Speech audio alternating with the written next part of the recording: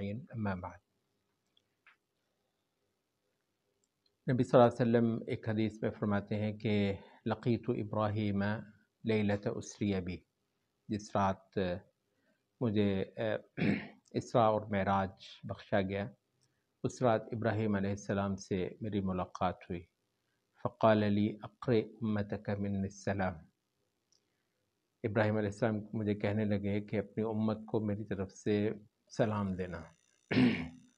وقل لہم او اخبرہم، اور ان کو ایک بات بتانا میری طرف سے، ان الجنت طیبۃ التربہ، کہ جنت کی مٹی بہت مزیدار ہے، بہت پاکیزہ، بہت خوشبودار ہے. عذبۃ الماء، اس کا پانی بہت میٹھا ہے. وَأَنَّهَا قِيعان، البتہ ان کو یہ بھی بتانا کہ بہت ساری زمینیں اس میں خالی ہیں. وَأَنَّ غِرَاسَهَا، اور یہ کہ ان زمینوں کی شجرکاری ہے، سبحان اللہ والحمد للہ ولا الہ الا اللہ واللہ اکبر. یہ چار باتیں کہنا ان جس نے جتنی جنت لینی ہے، جتنی جنت کی زمین قابو کرنی ہے کر لے. بہت کھلی زمینیں ہیں، شجرکاری کر لے اس کی، اور شجرکاری یہاں سے بیٹھ کر آپ کر سکتے ہیں. اور وہ یہ ہے کہ اللہ کی تسبیح کریں، اللہ رب العزت کی حمد کریں، اللہ رب العزت کی تحلیل، اس کی وحدانیت الوہیت کے اندر، عبادت کے اندر، بندگی فرما برداری کے معاملے میں واحد اس کا استحقاق بار بار بیان کریں. اور یہ کہ اللہ رب العزت کی بہت ساری بڑائی اور عظمت کریں. یہ ایسے کلمات ہیں، وہ اس سے پہلے آپ کو ایک حدیث ہم سنا چکے ہیں. البتہ یہ کہ اس کے صیغے کئی سارے آتے ہیں احادیث کے اندر. وہ سمرہ ابن جندب رضی اللہ عنہ سے کہ نبی صلی اللہ علیہ وسلم نے فرمایا کہ خیر الکلام بعد القرآن وہن من القرآن، کہ سب سے اعلیٰ کلام قرآن مجید کے بعد، جبکہ یہ بھی قرآن مجید ہی میں سے لیا گیا ہے. یہ اہم بات ہے کہ یہ بھی قرآن مجید ہی میں سے لیا گیا ہے. سبحان اللہ والحمد للہ ولا الہ الا اللہ واللہ اکبر. بات ایک بڑی بنیادی سی یہ ہے کہ دین اسلام جو ہے، جب سے اس کی حقیقتیں ہمارے ذہنوں سے محو ہوئی ہیں، تو وہ جو ہے نا، وہ ایک تسبیحات کی صورت میں، فضائل، وظائف اور ذکر اذکار وغیرہ کی صورت میں رہ گئے ہیں. دراصل کچھ بہت بڑی اجلی، بہت مزے کی لطیف حقیقتیں تھیں اللہ رب العزت کو جاننے کی، اس کی معرفت کی بہت اعلیٰ کچھ باتیں تھیں جو نبی صلی اللہ علیہ وسلم نے صحابہ کو سکھائیں، اور پھر ان کو ان کے صبح شام کی بولنے کی باتیں بنا دیا. اچھا، تو جب سے دین اسلام سے اس کی اصل حقیقتیں جو ہے وہ نکال دے گی اور ہماری زندگی ایک روٹین کا عمل بنی، اس وقت سے لے کر یہ ساری چیزیں جو ہیں وہ بے جان ہو چکی ہیں. ہماری اللہ تعالیٰ سے دعا ہے، خواہش ہے، اللہ سے ہماری امید بھی ہے کہ ہم نے یہ جو ایک لمبا سلسلہ ان حقیقتوں کی جو ہے نا کو اصل معانی ان کو پہنانے کی کوشش کی ہے، وہ واضح ہو جائیں. البتہ علماء تربیت یہ کہتے ہیں کہ یہ جو ساری چیزیں ہیں، یہ ایسی ہیں کہ ان میں سے ایک ہی چیز کو آپ سنیں اور پھر اس سے اگلی چیز نہ سنیں جب تک کہ اس ایک چیز کو ایک لمبا عرصہ آپ انٹرنلائز نہ کریں. مطلب یہ ٹھیک ہے، یہ ہماری مجلسیں ہوتی ہیں، اور یہ ایک بڑا مسئلہ ہے کہ یہ جو کچھ زندہ قلوب کی حقیقتیں ہیں ان کو لیکچر بنا دیا جائے. مطلب اصولاً ہم یہ جو سارا کچھ کر رہے ہیں، مطلب وہ ٹھیک ہے، ان چیزوں کو ہم ریکارڈ پر لا رہے ہیں، ہمارا یہ خیال ہے کہ جی یہ چیزیں لوگ انشاءاللہ کریں گے اور اپنے اپنے انداز میں اپنی جگہوں پر اس سے بہت سارے فائدے لے لیں گے. یہ ٹھیک ہے، یہ سارا کچھ چل ضرور رہا ہے، لیکن یہ ہے کہ یہ تابڑ توڑ روزانہ. وہ کہتے ہیں بھائی صاحب صرف ایک ہی جو چیز ہے، تسبیح کا آپ کو جو مطلب مفہوم بتایا تھا، کچھ دیر کے لیے آپ اگلا سبق بالکل نہ لیں، رک جائیں اسی کے اوپر اور اس کو اپنے اندر اتاریں. اس پر آپ کو ہفتے لگیں، اس پر آپ کو مہینے لگنے دیں بھائی، اس سے بڑھ کر کیا ہے. پوری کوشش کریں. پتہ چلے کہ اب جب آپ سجدے میں سر دھرتے ہیں تو اب کچھ چیز مختلف ہوتی ہے، آپ کے قلب کے اوپر اور آپ کے باطن کے اوپر کوئی ایسی کوئی روشنی، کوئی ایسی کوئی جو ہے وہ چاشنی اللہ رب العزت کے ساتھ مناجات کی کو محسوس ہوتی ہے؟ نہیں ہو رہی ہے تو بھائی صاحب اگلے اسباق پر کیا جانا، رک جاؤ یہاں پر ہی، اور کوشش کرو اور پھر کرو اور پھر کرو، تو پتہ چلے کہ ہاں اب جو ہے اس کی عبادت کے اندر جو تسبیح کا مضمون ہے وہ واقعی طرف ریلیونٹ ہو گیا ہے۔ اچھا پھر اس کے بعد جو ہے وہ اگلا سبق حمد کا تھا، تو اب اس پر محنت کرو، پھر اس سے اگلا سبق، تو اس طریقے سے کہتے ہیں کہ یہ ایک لمبا کام ہے، اور ایک لحاظ سے شاید یہ مہینوں کا، برسوں کا کام ہے جو ہم آپ کو دے رہے ہیں، اور ہماری یہ امید ہوگی کہ وہ جو لوگ واقعتاً اپنے دل کی حالت کو فی الواقع بدلنا چاہ رہے ہیں کہ اس کے اندر اللہ کی وہ معرفت آ جائے جو عین ایک سنت طریقے سے جو ہے وہ اخذ کی گئی ہوئی ہے، تو ہماری یہ خواہش ہے کہ وہ ان ساری چیزوں کو جو ہے نا وہ اسی طریقے سے لیں، ایک ایک چیز پر رک رک کر تو اس پر محنت کریں۔ یہ تھوڑی سی ایک بات تھی جو ہم نے بالکل ہمارا یہ اس رمضان کا تقریباً اختتامی جو ہے وہ حصہ چل رہا ہے ان راتوں کے اندر، تو ہم نے مناسب جانا کہ اس چیز پر تھوڑا سا انتباہ ہم کر دیں۔ ہمارے جو ہے وہ ان 4 مضامین کا جو آخری حصہ ہے اللہ رب العزت کی بڑائی کا بیان، وہ چل رہا ہے، جس کو ہم تکبیر سے تعبیر کرتے ہیں۔ کل جو ہے وہ اللہ اکبر کا کچھ مفہوم جو ہے وہ بیان کیا تھا، لیکن وہ کہتے ہیں کہ جو مفہوم ہے اللہ اکبر کا یا کسی بھی ایسی تعبیر کا، اس کے کئی سارے معانی آپ کو اس بات سے سمجھ آتے ہیں کہ شرع نے اس کو کن مقامات کے ساتھ مختص کیا ہوا ہے۔ اچھا تو کہتے ہیں کہ اب آپ ذرا یہ دیکھیے کہ پوری نماز آپ پڑھتے ہیں، اچھا آپ کو پتہ ہے اگر آپ یہ سوائے قراءت کے الحمد ہے یا اس کے بعد سورت، اور جو کہ قرآن ہے اور جو کہ اللہ تعالیٰ کا کلام ہے، اچھا اس ایک کے علاوہ آپ کو پتہ باقی ساری ہی نماز جو ہے وہ سری ہوتی ہے، یعنی صرف آپ خاموشی کے ساتھ پڑھتے ہیں اور آپ اپنے آپ کو خود ہی سن سکتے ہیں، آپ کے بالکل ساتھ کھڑا ہوا بندہ بھی آپ کو نہیں سن رہا کہ آپ جو تسبیح کر رہے ہیں، جو حمد کر رہے ہیں، جو مختلف اذکار ہیں، رکوع کے دوران کے، رکوع سے اٹھ کر کرنے کے، سجدوں کے اندر کے، سارا کچھ جو ہے آپ خاموشی سے ہی کر رہے ہیں، اور ہے بھی خاموشی کیونکہ آپ تو سنانا چاہ رہے ہیں اس اللہ کو جو سب کچھ سنتا ہے۔ اچھا اور اس معاملے میں امام بھی سارا کچھ صرف قرات ہی اونچی کرتا ہے نا، صرف قرات جو کہ ہم نے کہا وہ تو ہے ہی اللہ کا کلام، اس کی تو اپنی ایک استثناء ہے، وہ تو ایک مستثنیٰ چیز ہے۔ اچھا باقی سارا ہٹ کر جو ہے جو باقی نماز کا سارا عمل ہے، امام بھی خاموش جو ہے وہ سری طور پر ہی کرتا ہے، آہستہ سے ہی کرتا ہے، اور مقتدی بھی سارے ہی آہستہ سے کرتے ہیں، سوائے ایک شے کے۔ وہ کیا ہے؟ کہتے ہیں کہ اس میں سے ایک ہے وہ اونچی کہتا ہے ہر بار اللہ اکبر اللہ اکبر، کہتے ہیں کہ یہ جو ہے یہ اونچی کہا جا رہا ہے۔ تو آپ اس سے کیا سمجھے؟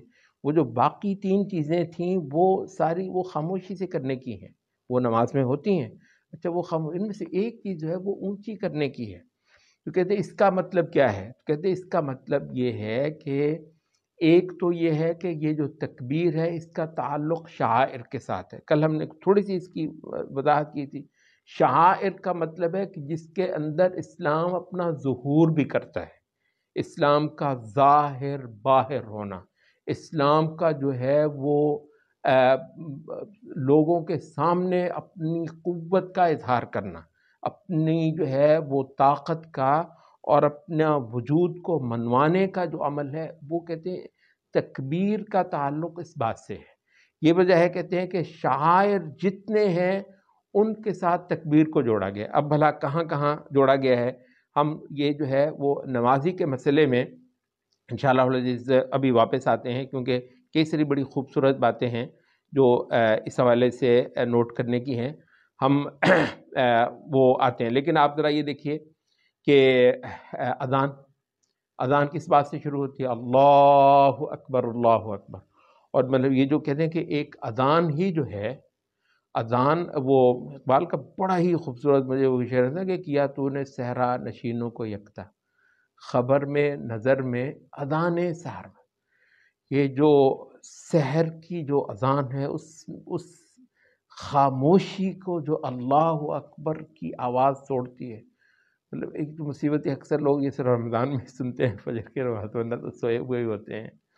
اچھا، اور خاص طور پر نا اگر آپ کہیں تھوڑا سا آبادی سے نکل کر بھی ہوں، وہ خاموشی کو اذان کی آواز جیسے چیرتی ہے نا، دل نکل جاتا ہے. اتنی زبردست ہے وہ یہ جو چیز ہے. یہ خاص طور پر سحر کی جو اذان ہے، فجر کے وقت کی جو اذان ہے، وہ کمال ہے. اچھا، اور اس کے علاوہ بھی جو ہے نا وہ اچھا تو اذان اس میں جو بار بار پہلے 4 بار آپ اللہ اکبر، ٹھیک ہے، اس میں اشہد ان لا الہ الا اللہ وغیرہ دوسرے کلمات بھی آتے ہیں، لیکن آپ ذرا دیکھیں کہ 4 بار اس میں پہلے آپ صرف اللہ کی بڑائی کا اعلان کرتے ہیں. اچھا، اور اس کے بعد پھر جب ختم ہونے کے لیے پھر آپ ایک بار اللہ اکبر اللہ اکبر ایک بار پھر آپ کہتے ہیں. اچھا، تو کہتے ہیں کہ یہ ہے. پھر اقامت ہوتی ہے تو اس میں بھی وہی ہے، بلکہ احناف کے ہاں تو اقامت بھی دھری ہی ہوتی ہے، 4 بار اس میں اللہ اکبر کہتے ہیں. جمہور کے نزدیک یہ ہے کہ چلیں اب 2 بار کہتے ہیں تو آپ اقامت کہتے ہیں. اچھا، اسلام کا جو جس کے اندر کہتے ہیں کہ مسلمانوں کا بہت بڑا مجمع ہوتا ہے. اسلام کا ظہور کی بات ہے نا، اور شعائر کی بات ہے، اور اسلام کی شان اور شوکت کی بات ہے. اچھا، تو کہتے ہیں کہ دوسرا بہت بڑا جو اسلام کا جو اجتماع ہوتا ہے موحدین کا، وہ بھلا کیا ہوتا ہے؟ کہتے ہیں حج. اب حج کے موقع پر جو ہے وہ تکبیرات ہوتی ہیں. حضرت جابر کی حدیث میں بھی آتا ہے کہ نبی صلی اللہ علیہ وسلم کے ساتھ جب ہم حج کرنے شروع ہوئے، ہم میں سے کوئی بندہ جو ہے کوئی بندہ تلبیہ کہتا تھا، لبیک اللہم لبیک کہتا تھا، کوئی بندہ تکبیر کہتا تھا. تو اس کی بھی گنجائش ہے کہ آپ یا تکبیر کہیں یا آپ تلبیہ کہیں. اچھا اچھا، اور اس کے اندر بلکہ نبی صلی اللہ علیہ وسلم کی قولی حدیث بھی آتی ہے. آپ نے فرمایا کہ ما احل محل قط ولا کبر مکبر قط الا بشرا، کہ یہ حج کے لیے یا عمرے کے لیے جب آدمی میقات میں جاتا ہے، کوئی جو ہے نا احلال یہی لبیک اللہم لبیک کہنے والا یا پھر تکبیر کرنے والا کوئی نہیں ہے. اس کو ساتھ ساتھ بشارتیں دی جا رہی ہوتی ہیں. قیل یا رسول اللہ بالجنہ، پوچھا کہ اللہ کے رسول کس چیز کی بشارت ہے؟ جنت کی. قال نعم، آپ نے فرمایا ہاں، جنت کی بشارتیں دی جاتی ہیں. اچھا، اس کے بعد ایک بہت بڑا حج کا شعار ہے رمی الجمرات. یہ جو جمرات ہیں جہاں پر کنکریاں پھینکتے ہیں، اس کا لازمی حصہ ہے کہ ہر بار کنکری پھینکیں تو آپ کہیں اللہ اکبر کہتے ہیں تو آپ کنکری پھینکتے ہیں. اچھا، اس کے بعد پھر مسلمانوں کا ایک بہت بڑا جو مجمع ہوتا ہے وہ کس چیز کا ہوتا ہے؟ عید کا. عید کا تکبیر کے بغیر آپ تصور کر سکتے ہیں، عید ہوتی، تکبیریں گونجتی ہے. اور خاص طور پر جو قربانی کی عید ہے اس میں تو 10 دن پہلے سے ہی تکبیرات کہنا جو ہے وہ شروع ہو جاتی ہیں. بلکہ قرآن مجید میں عید کی تکبیر کے حوالے سے انشاءاللہ ابھی آ رہی ہے، تو وہ خاص طور پہ کہا کہ وہ تکبیر کے بھی بہت سارے جو ہے نا وہ موجبات ہیں. کہتے ہیں خاص طور پر عید کی جو تکبیرات ہیں اس کا موجب بلا کیا ہے، ذہن میں کیا ہونا چاہیے جب آپ بار بار اللہ اکبر کہتے جا رہے ہیں. عید کے موقع پر کہا کہ قرآن مجید میں ہے کہ وَلِتُكْمِلُوا الْعِدَّةَ وَلِتُكَبِّرُوا اللَّهَ عَلَى مَا هَدَاكُمْ. اس چیز پر کہ اللہ نے ہم کو اسلام دی، اس پر تکبیرات کہنے ہیں. یہ ایک خوشی کا اظہار ہے اور ایک شکرانے کا کلمہ ہے کہ آپ بار بار اللہ اکبر کہہ رہے ہیں، کہ اس لیے کہ اللہ نے وہ ساری گندی تہذیبیں، پتہ نہیں ہمارے باپ دادا کیا ہوتے ہوں گے، محمد صلی اللہ علیہ وسلم کے دین میں آنے سے پہلے وہ سب جو ہیں وہ تہذیب، وہ سب خد و خال، وہ سماجیات، وہ ساری سوسائٹی سب کچھ ختم ہو گیا. اب صرف ہمارا جو ہے نا وہ اسلام ہے. ہمارے بڑے رسول اللہ ہوتے ہیں، اللہ کے پیغمبر ہوتے ہیں، ہمارے بڑے اب صحابہ ہیں. ہمارا سب ناطہ کٹ گیا، ہماری ماضی کی ان ساری اقوام سے، ان سارے رشتوں سے کٹ کے ہم جو ہے نا اللہ سے جڑے ہیں. اس پر تکبیرات کہو تو اچھا، اس کے علاوہ آپ کہتے ہیں کہ سواری پہ جب آپ چڑھتے ہیں وہاں سبحان الذی سخر لنا بھی کہتے ہیں، لیکن یہ ہے کہ آپ اللہ اکبر 3 بار یہ بھی آپ کہتے ہیں۔ اچھا، سفر کے دوران جب کبھی چڑھائی آتی ہے تو آپ بھلا کیا بولتے ہیں؟ آپ اللہ اکبر بولتے ہیں۔ اچھا، اس کے بعد کہتے ہیں کہ جب آپ نے ذبح کرنا ہے تو تکبیر کیا کرتے ہیں آپ؟ بسم اللہ اللہ اکبر۔ تو بسم اللہ تو ہر ہی عمل سے پہلے کرنا ہوتا ہے، لیکن یہاں پر خاص طور پر آپ تکبیر کہتے ہیں۔ اچھا، اس کے علاوہ کہتے ہیں کہ جب کبھی کوئی خوشی کی خبر آپ سنیں تو اس وقت مسنون یہ ہے کہ آپ کہیں اللہ اکبر۔ اچھا، یہ جو ہے حدیث میں آتا ہے، ابو سعید خدری رضی اللہ عنہ روایت کرتے ہیں، نبی صلی اللہ علیہ وسلم قال ابشروا، کہ خوش ہو جاؤ۔ اصل میں اس سے پہلے جو ہے نا، نبی صلی اللہ علیہ وسلم نے ایک حدیث سنائی اور صحابہ بہت گھبرا گئے، کہا کہ اللہ تعالیٰ جب فیصلے کرے گا قیامت کے دن تو آدم سے کہے گا کہ دوزخ کا جتنا جو ہے نا وہ ایندھن ہے انسانوں کا نکال ادھر سے، خرج النار، دوزخ کا جتنا حصہ ہے نکال لے۔ تو آدم علیہ السلام پوچھیں گے کہ یا اللہ کیا نسبت تناسب ہو؟ کہنے لگے کہ 999 دوزخ کے ایک جنت کا۔ تو صحابہ اس پر جو ہے بہت ڈر گئے، تو فرمایا کہ نبی صلی اللہ علیہ وسلم بولے ابشروا، خوش ہو جاؤ، فإن منکم رجلا ومن یأجوج ومأجوج الفا، تم میں سے ایک ہوگا اور یاجوج ماجوج میں سے 1000 پورے کر لیے جائیں گے۔ والذی نفسی بیدہ، اور اس ذات کی قسم جس کے ہاتھ میں میری جان ہے، انی ارجو ان تکونوا ربع اہل الجنہ، مجھے بہت امید ہے کہ تم میری امت کے لوگ جو ہے تم اکیلے ہی جنت کا 1/4 ہو جاؤ گے۔ قال فکبرنا، ہم بولے اللہ اکبر۔ جب نبی صلی اللہ علیہ وسلم نے فرمایا نا کہ تم جو ہے نا جنت کی 1/4 تو بڑی میں امید رکھتا ہوں تم ہی ہوگے۔ فقال ارجو ان تکونوا ثلث اہل الجنہ، پھر بولے کہ مجھ کو تو یہ امید ہے کہ تم جنت کی 1/3 ہوگے۔ فقلنا اللہ اکبر، کہتے ہیں ہم بڑی خوشی سے جھوم کے بول لے اللہ اکبر۔ فقال ارجو ان تکونوا نصف اہل الجنہ، پھر نبی صلی اللہ علیہ وسلم مجھے تو یہ امید ہے کہ تم اکیلے جنت کی آدھی آبادی ہوگے۔ قال فقلنا اللہ اکبر، تو پھر ہم نے اللہ اکبر کہا۔ اچھا، تو کہتے ہیں کہ خوشی کے موقع پر جو ہے کوئی خوشی کی خبر یکدم آئی تو اس میں بھی تعبیر، کسی وقت آپ الحمدللہ بھی کہتے ہیں، لیکن الحمدللہ اس میں اس کا حوالہ یہ ہوتا ہے کہ آپ کے اور رب کے مابین ہے، لیکن مجمع کے اندر مل کر اگر خوشی کا اظہار کرنا ہے تو اس کے لیے مناسب ترین تعبیر کیا ہے؟ حمد کی بجائے اللہ اکبر۔ اچھا، 2 مواقع اور بھی ذکر ہوتے ہیں کہ سارے علماء کے ہیں، لیکن کہتے ہیں کہ احادیث کے حوالے سے وہ کوئی بہت پختہ نہیں ہے۔ ایک کہتے ہیں کہ جہاں کہیں آگ لگ جائے تو اس کے اوپر وہاں اس موقع پر تکبیر کہی جاتی ہے، اور دوسرا جس وقت آندھی شدید ہو، رکنے کا نام نہ ہو اور تباہی بندے کو ہوتی محسوس ہو رہی ہو تو اس وقت بھی تکبیرات کہی جاتی ہیں، لیکن کہتے ہیں یہ 2 مقامات جو ہیں تو روایات کے لحاظ سے کوئی بہت مضبوط نہیں ہے۔ ابن قیم کہتے ہیں کہ بچہ جب پیدا ہوتا ہے تو اس کے دائیں کان میں اذان کہی جاتی ہے اور اس کے بائیں کان میں اقامت کہی جاتی ہے، تو ہے یہ ساری کی ساری تکبیرات ہی۔ کہتے ہیں بھلا اس کی وجہ کیا ہے کہ بچہ اس جہان کے اندر آتے ہی سب سے پہلے جس کی عظمت کا ورد سنے وہ اللہ ہے، اللہ کی ہی عظمت آتے ہی وہ سنے، اور اس کے علاوہ اس کو کسی کی عظمت اور بڑائی اور کبریائی کی تلقین نہ کی جائے۔ اچھا، اس کے علاوہ کہتے ہیں کہ جنازے کے اندر بھی آپ بار بار جو اونچی آواز سے سنتے ہیں وہ واحد کلمہ اللہ اکبر ہے، باقی جتنا بھی ہے وہ جمہور کے نزدیک تو مطلب سارا ہی جنازہ جو ہے وہ سری ہوتا ہے، البتہ یہ کہ ایک بہت تھوڑی تعداد کے ہاں جنازہ جو ہے وہ جہری ہو جاتا ہے۔ اچھا، اس کے علاوہ کہتے ہیں کہ جہاد کے اندر، اس پر تو ابن تیمیہ بہت ذکر کرتے ہیں کہ جہاد کے اندر تکبیرات، تو کہتے ہیں کہ اسلام کے توحید کے بعد کے 2 سب سے بڑے عمل کیا ہیں؟ ایمان کے بعد جو 2 سب سے بڑے عمل ہیں، کہتے ہیں ایک نماز ہے، ایک جہاد ہے۔ اچھا، نماز کے اندر بھی جو ہے وہ تکبیرات ہیں اور جہاد کے اندر بھی تکبیرات ہیں، تو کہتے ہیں کہ یہ نبی صلی اللہ علیہ وسلم کے وقت سے سنت چلی آتی ہے، جب کافروں سے مسلمانوں کی کافروں کے ساتھ مڈ بھیڑ ہو تو اس وقت مسلمان بہت اونچی اونچی اللہ کی تکبیر کرتے ہیں، اس سے مدد آتی ہے، اس سے مسلمانوں کے حوصلے بلند ہوتے ہیں اور اس سے اسلام کا غلبہ جو ہے وہ اللہ رب العزت جو ہے وہ ممکن بناتا ہے۔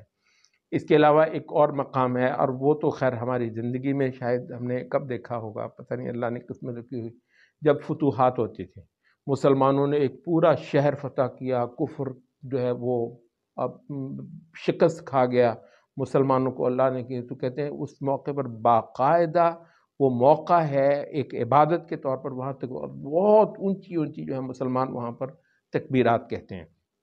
تو یہ آپ کو تھوڑا سا اندازہ ہوا ہوگا کہ تکبیر کے جو مقامات ہیں ان ساروں کا تعلق جو ہے وہ شعائر سے ہے، وہ اسلام کے ظہور سے ہے، اسلام کی جیت، اسلام کی طاقت، اور اسلام کا جو ہے نا بالا تر ہونا، اور اسلام کا جو ہے وہ سب ادیان کے اوپر حاوی ہونا اور غلبہ پانے والا جو مضمون ہے وہ بیان کرنا۔ تو اس کے لیے یہ تکبیر اللہ رب العزت نے رکھی ہے، اور اس لحاظ سے تکبیر ہم نے پہلے بھی کہا تھا، یہ جو 4 کلمات ہیں ان کا ایک سیکونس بنتا ہے، باوجود اس کے کہ نبی صلی اللہ علیہ وسلم نے فرمایا کہ لا یضرک بأیہن بدأت، کہ کوئی حرج کی بات نہیں کہ ان میں سے کسی کو بھی پہلے کہہ لو، کسی کو بھی بعد میں کہہ لو، لیکن یہ اس کا ایک جو سیکونس بنتا ہے وہ یہی کہ تکبیر کے اوپر اس کا جو ہے پورا کلائمیکس جو ہے وہ آ جاتا ہے۔ اچھا، یہ بعض اہل علم نے کہا کہ میں نے گننا شروع کیا کہ نماز کے عمل میں تکبیرات جو ہیں وہ کتنی ہوتی ہیں۔ کہتے ہیں نماز سے متصل ہی اذان بھی ہے، نماز سے متصل ہی اقامت بھی ہے، جو نماز سے پہلے آپ اقامت کہتے ہیں۔ کہتے ہیں کہ بھلا آپ یقین کریں گے، میں نے گنا تو صرف نماز کے تعلق سے مسلمان دن کے اندر جو ہے وہ جمہور کے ہاں 447 بار تکبیریں کہتے ہیں، اللہ کی دن میں 447 بار اللہ کی تکبیر کرتے ہیں، اور حنفیہ کے ہاں 457 بار، حنفیہ کے ہاں کچھ زیادہ ہیں۔ وہ بھلا کیا؟ کیونکہ حنفی کے ہاں جو ہے نا وہ اقامت میں تکبیر دوہری ہوتی ہے، اور اچھا کہتے ہیں اس کی وضاحت بھی میں آپ کو کر دیتا ہوں۔ کہتے ہیں کہ یہ صرف فرض نمازوں کے اندر ہی، صرف یہ ابھی سنتیں نہیں بات کر رہے، صرف اگر فرض آپ پڑھیں تو آپ 94 بار اللہ کی تکبیر کرتے ہیں۔ اچھا، امام نووی کہتے ہیں کہ ہر ایسی نماز جو 2 رکعت کی ہو اس میں آپ جو ہے وہ 11 بار اللہ کی تکبیر کرتے ہیں، صرف 2 رکعت والی جو نماز ہے۔ اچھا، اس میں وہ ہوتا ہے کہ تکبیرۃ الاحرام ہوتی ہے، اور 5 بار جو ہے ہر رکعت میں آپ کہتے ہیں، سوائے جب آپ رکوع سے اٹھتے ہیں تو اس وقت آپ سمع اللہ لمن حمدہ کہتے ہیں، باقی اچھا کہتے ہیں کہ 2 رکعتی نماز میں آپ 11 تکبیریں کہتے ہیں، اور 3 رکعتی نماز میں جیسے مغرب ہے تو اس میں آپ 17 تکبیریں کہتے ہیں، اور جو 4 رکعتی نماز ہے اس کے اندر آپ جو ہے وہ